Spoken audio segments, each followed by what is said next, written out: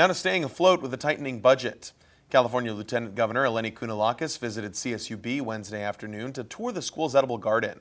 This as the CSU budget takes a hit. Will Silverstein has the story on what makes the student-run garden special at the university grapples with a lesson checkbook.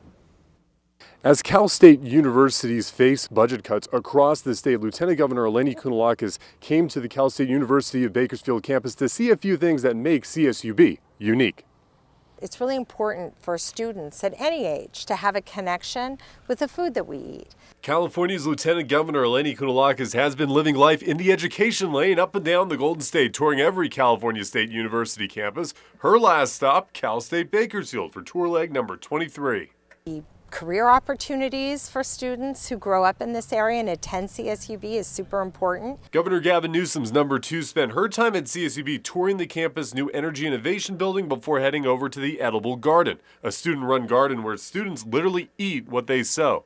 Kounalakis sits on the CSU Board of Trustees and says the proof of California's strong economy is in the state university's pudding.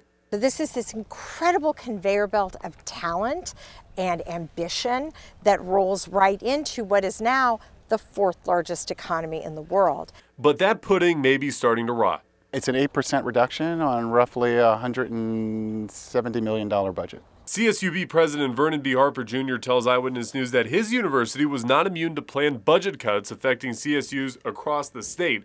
The current proposal would slash $375 million statewide. Harper says CSUB's cuts are putting the students first. We've done everything that we can to protect students' pathways. That's the most important things. We've cut some things which we would refer to as back of the house, make sure that nothing is facing the students in terms of these reductions. And some classes have been reduced, but we're making sure that they have the classes to graduate. Every time someone comes in, I like to say we have 3 sections of the garden. We have our orchards, we have our field rows, and then we have our garden beds over there. Senior Lance Heimforth is a Bakersfield native set to graduate in the fall. The kinesiology major spends his time preparing for finals out in the edible garden, a garden he takes care of and eats from, and one that would be tough to live without. Well, I want to ask you a somewhat serious question. When you hear about, I don't know if you heard about us talking about budget cuts or anything like that. What does that make you think about when you hear about that to your university? I'm not really too involved with things. I don't tend to notice things until they start happening. I'm like, oh, this is bad, but I'm just pushing it to the back of my mind right now. Heimforth works in the garden 20 hours a week, and that includes summers. He will have one more out in the agricultural space in 2025 if all goes well. But with the state university budget growing thin, it's not hard to imagine student experiences like the garden may be considered for a cut. What would happen if parts of this were taken away from you? For me, this is my favorite place on campus, so that would really suck.